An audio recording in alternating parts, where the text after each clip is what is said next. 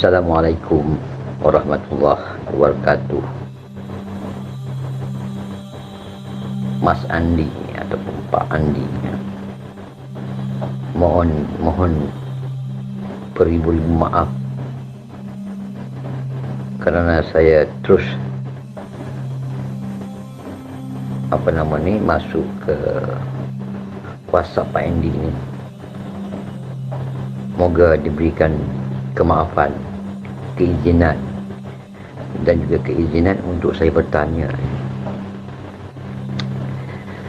Untuk pengetahuan Pak Indi, saya ni dah berulang-ulang kali mendengar audio yang menceritakan ataupun memperjelaskan tentang ruh, jiwa dan jasad. Saya tidak mahu bertanya tentang ruh. Saya cuma ingin tahu jika ada kesudian Pak Indi lah untuk memberikan sedikit pencerahan mengenai jiwa. Setelah saya berulang kali memutarkan audio ini, saya jadi pusing. Begitulah keadaannya. Ringkas saya ceritakan sini, iaitu manakah yang dikatakan sebenar-benar jiwa ini. Saya nak tahu, saya nak tolonglah Pak Indi. Setelah saya dengar berulang kali, saya merasakan, ini saya punya kepahaman setelah saya dengar pencerahan Pak Indi ni, jiwa ini boleh ke dikatakan disebut diri kita yang sebenar. Memanglah diri kita sebenar adalah jiwa. Jadi jiwa tu yang mana satu? Jadi atas kepahaman ini, saya merasakan jiwa ini iaitu dikatakan rasa sebab dia ada tapi tidak boleh dipegang, tidak boleh disentuh, kerana jiwa ini diberi kuasa oleh ruh atau sifat Allah. Kalau melihat, jiwa tu melihat dengan ruh. Kalau mendengar, jiwa tu melihat melalui kuasa ruh, kuasa Allah, sifat Allah. Jadi bolehkah ataupun benarkah jiwa ni boleh dipahami dalam bentuk rasa ataupun pengetahuan? Kerana saya sudah berulang-ulang kali mendengar audio ini, saya masih susah nak faham jiwa tu yang mana satu. Jadi begitulah, sebagaimana yang saya faham tu, jiwa itu adalah rasa kita tu. Benarkah begitu Pak Indi? Kerana baru-baru ini semalam saya bersolat tarawih dalam persekitaran pukul 3 pagi Sedang saya bersolat yang terakhir tarawih ini, saya menangis tanpa didorongi, tanpa ada sesuatu. Saya menangis. Saya pun jadi bingung, kenapa saya menangis lepas itu kerana saya merasakan jasad saya ini dikendalikan oleh sesuatu. Bukan jasad saya yang melakukan solat tu. Saya merasakan ada sesuatu yang menggerakkan tangan, menggerakkan mulut, mendengar saya, ada sesuatu. Jadi dalam bentuk rasa. Jadi saya mohonlah Pak Indi beri sedikit pencerahan yang agak macam mana, tepat ke ataupun bagaimana adakah benar yang saya faham tu Pak Indi? Itu rasa saya, rasa bagi diri kita masing-masing lah begitukah Pak Indi? Jadi mohonlah Pak Indi berikan sedikit Sebelum itu saya mohon maaf kerana saya terus kepada Pak Indi ni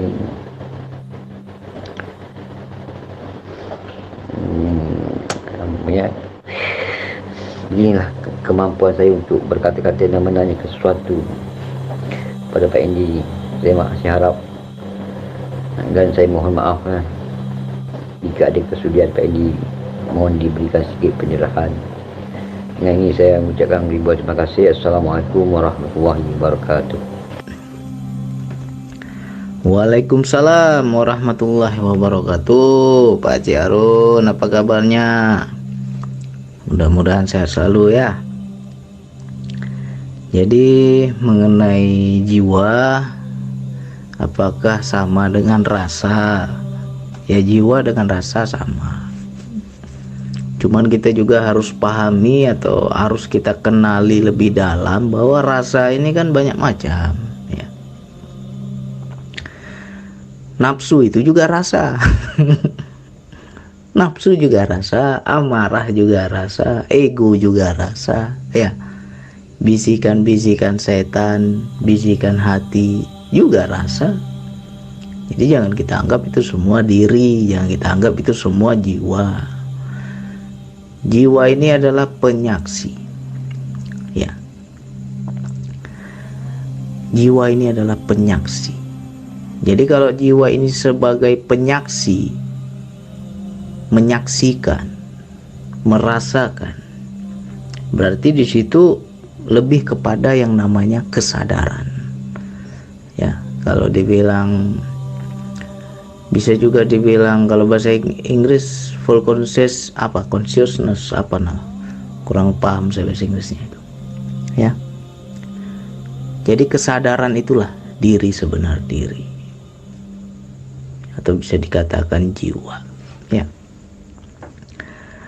Jadi apakah benar Bang, jiwa ini adalah diri yang diberikan ruh, barulah dia bisa mengetahui, barulah dia bisa merasakan? Itu benar. Jiwa yang diberi ruh baru bisa mendengar, jiwa yang diberi ruh baru bisa melihat, bisa merasakan, bisa mengetahui. Semua ada peranan ruh ya. Jadi kalau kita mau mengkaji lagi jiwa ini yang mana sih Bang sebenarnya, makanya kita harus menjadi jiwa baru kita bisa tahu. Kalau kita belum menjadi jiwa ya nggak bisa mengetahuinya. Ini sedikit saya berbagi pengalaman dahulu ya. Sebelum saya menikah itu saya pernah operasi karena di hidung saya ada ada ketumbuhan lah, polip. Jadi ada sakit sinusitis kan, di situ dipotong oleh dokter. Jadi ketika nak menjalankan operasi itu, saya dibius, disuntik dulu, dibius hinggalah di situ saya tertidur, ngantuk. Tapi sewaktu saya hendak menjalani operasi itu, saya selalu berzikir kepada Allah. Jadi zikir saya dahulu itu, ini belum mengamalkan DN ini, saya belum ketemu metode zikir napas. Zikir saya itu la ilaha illallah. Ketika napas masuk saya sebut la ilaha, ketika napas keluar saya sebut illallah.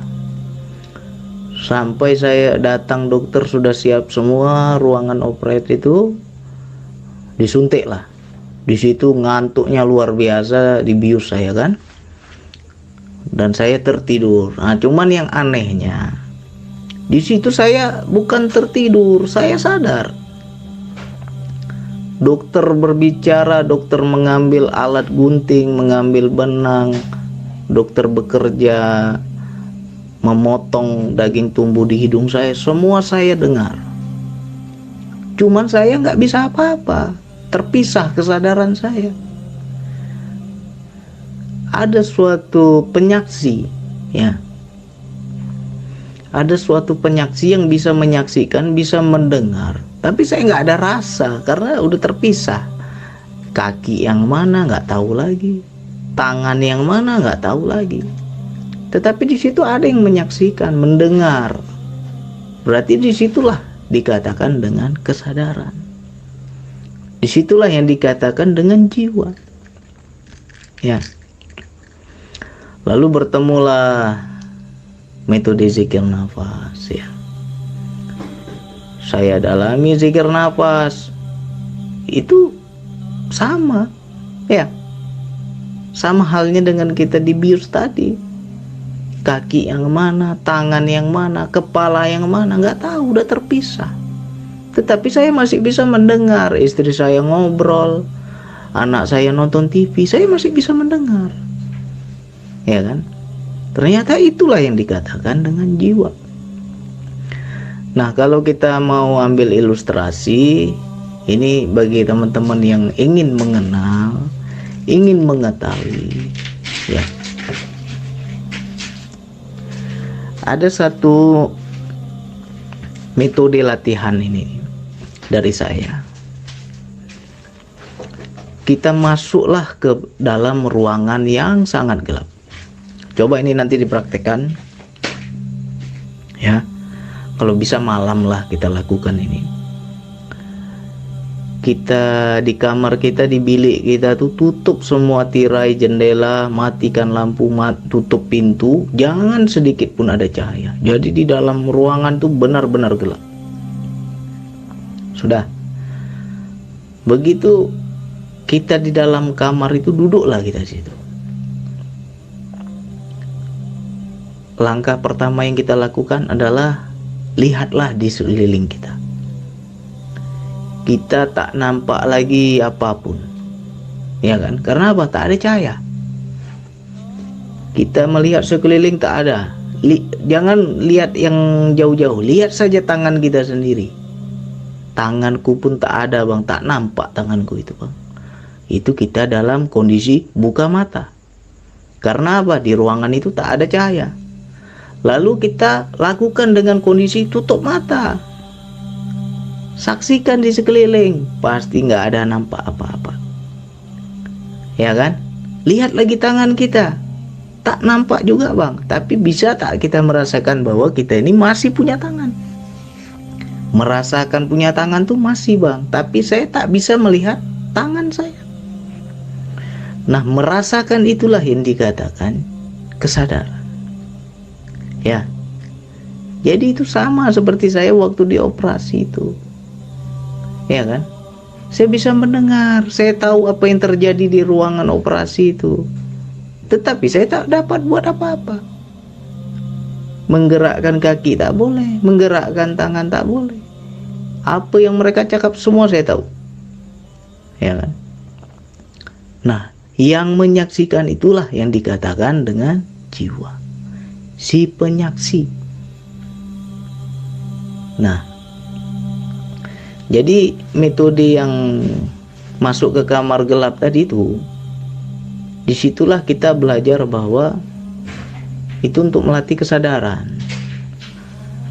Buka mata tak nampak tangan, tutup mata tak nampak juga tangan, tetapi kita bisa merasakan tanganku ada kok, ya kan?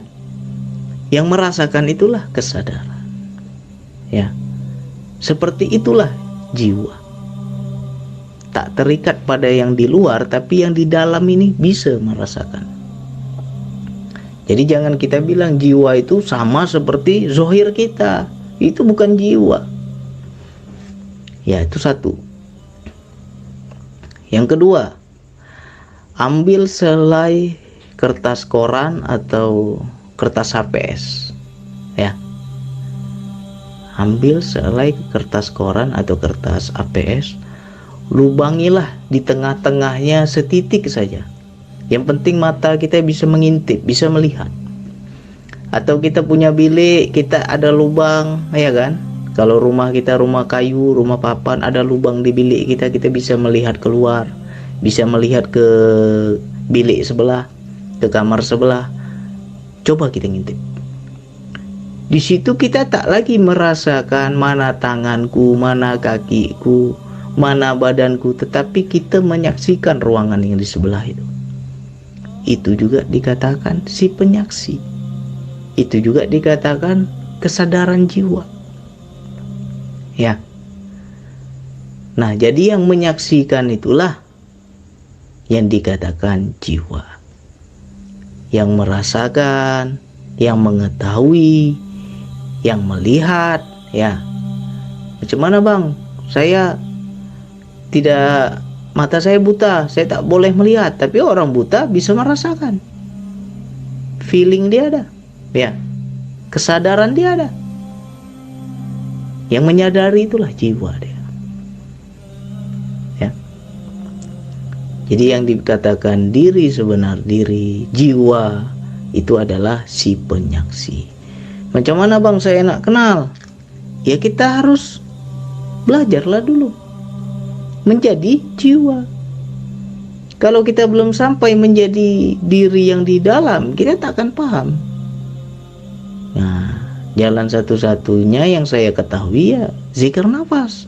Karena ini jalan yang sudah saya tempuh. Nah, dalam zikir nafas, di situ kita akan merasakan. Makanya kalau kita kurang latihannya, ya kita nggak akan paham. Ada satu momen nanti kita, aku tak tahu lagi bang, tanganku yang mana, kakiku yang mana, aku tak ada rasa lagi. Tapi aku ada yang menyaksikan. Ada yang kupandang, ada yang kulihat, ada yang kurasakan, ada yang ku ketahui. Nah itulah yang dikatakan dengan diri sebenar diri, yang merasakan.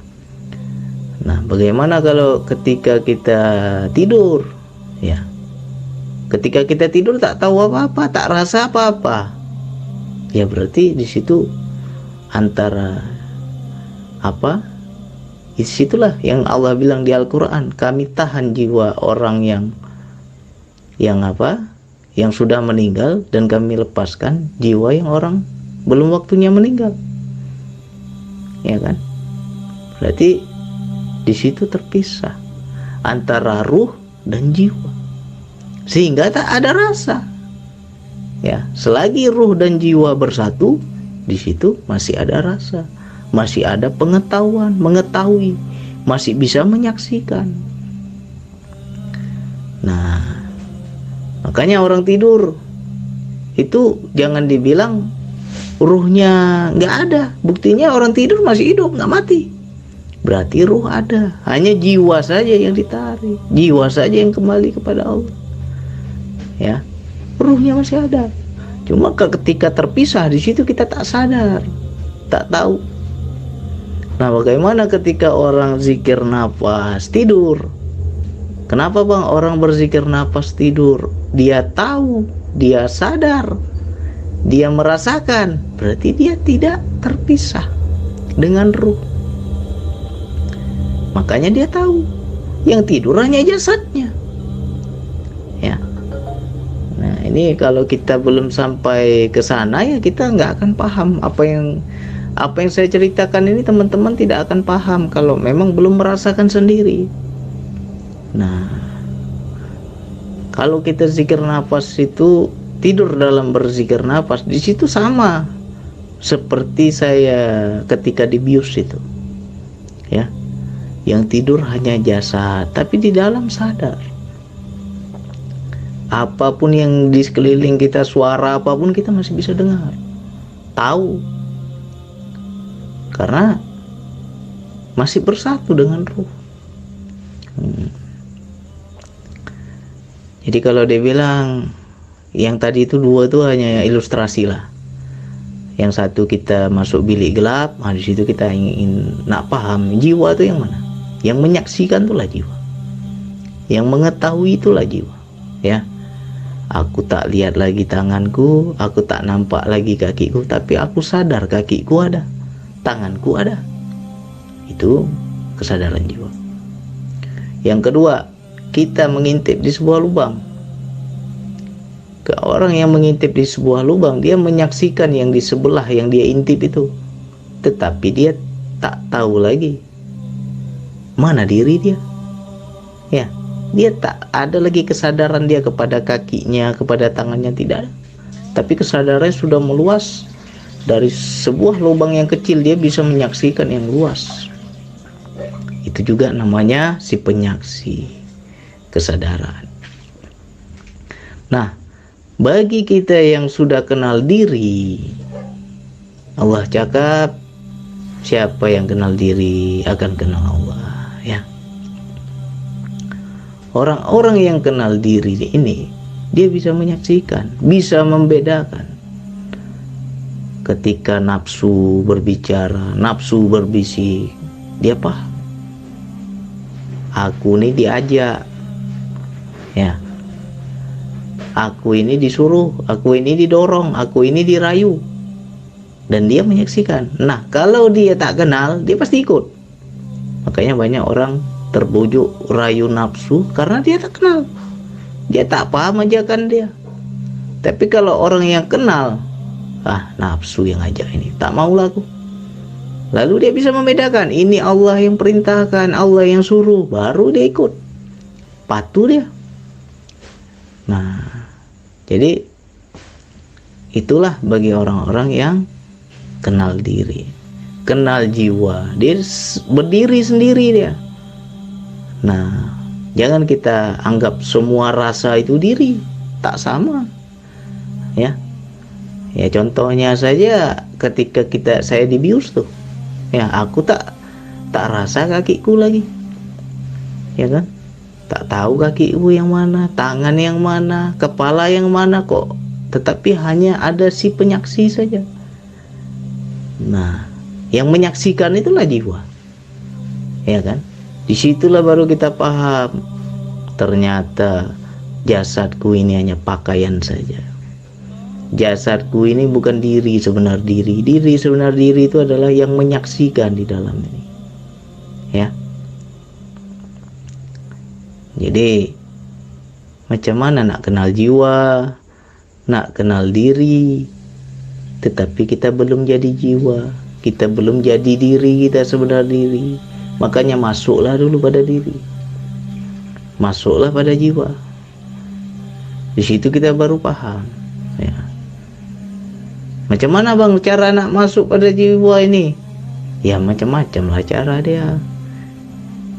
Salah satu zikir nafas, cobalah. Kalau ada cara lain, cobalah cara lain. Ya kan? Kalau saya 2 saja yang sudah terjadi, dan itu bukan saya sengaja. Yang pertama ketika saya dibius, situ kenal diri saya. Ya kan? Oh, ini diriku. Karena apa? Saya tak tidur, sadar. Yang kedua dalam zikir nafas. Nah, memang benar, semua itu berkaitan dengan ruh. Kalau tak ada ruh, tak bisa kita merasa. Harus ada ruh. Ya, disitulah Allah bilang apa? Sifat Allah pada diri kita tuh kan. Janganlah kita sombong. Kita ini hanya dipinjamkan saja. Ya, bisa mendengar, dikasih oleh Allah. Ruh darinya. Bisa melihat, dikasih dari Allah. Ruh darinya. Bisa tahu ini, tahu itu, pintar ini, pintar itu, semua pinjaman dari dia. Siapalah kita ini? Ya. Jadi kalau kita sampai ke situ pemahaman kita, pengenalan kita, apalagi nak sombong? Ya, tak ada apa-apa kita ini. Nah, disitulah kita belajar terus. Sulit kita nak mengerti, nak mengetahui kalau tak rasa. Ya, macam Pak Arun tanya macam saya, Bang Andi macam mana nih? Saya sudah panjang lebar saya cakap nih. Kalau Pak Arun belum merasakan, tak paham juga pasti. Harus merasakan, barulah paham. Karena wilayah paham ini adalah wilayah penyaksian. Sama halnya kita cerita kopi ini enak, kopi ini sedap. Kalau orang belum minum kopi dia, mana mungkin orang tahu. Minum dulu baru tahu. Ya. Jadi mudah-mudahan ini jangan sebatas pengetahuan. Amalkan terus zikir nafas, kita belajar terus, minta pada Allah. Karena wilayah ini juga ya suka-sukanya Allah. Kalau Allah kasih, Allah beri, dapat. Kalau Allah tak bagi, ya tak dapat. Jadi kita selalulah minta pada Allah. Ya.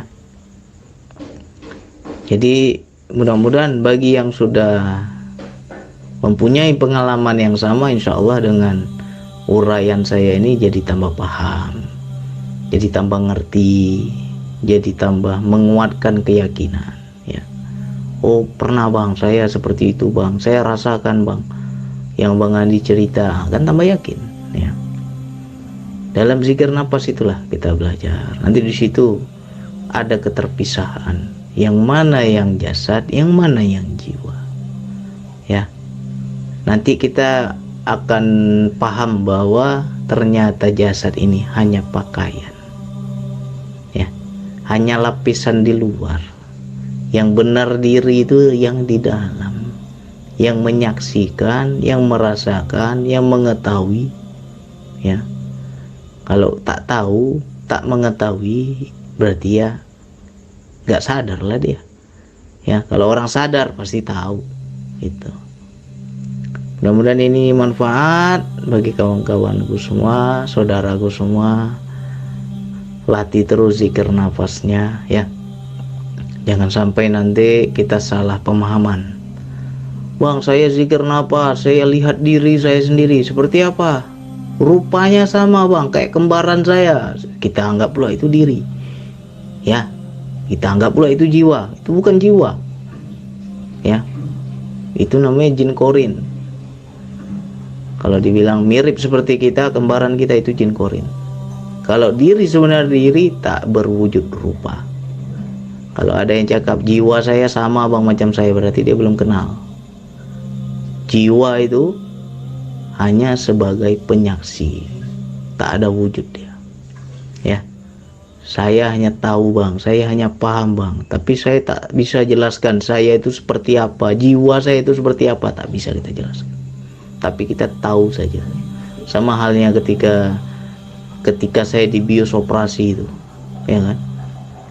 Saya dengar semua, saya tahu semua, tapi yang di dalam ini tak sama seperti diri saya, ya. Yang menyaksikan itulah jiwa.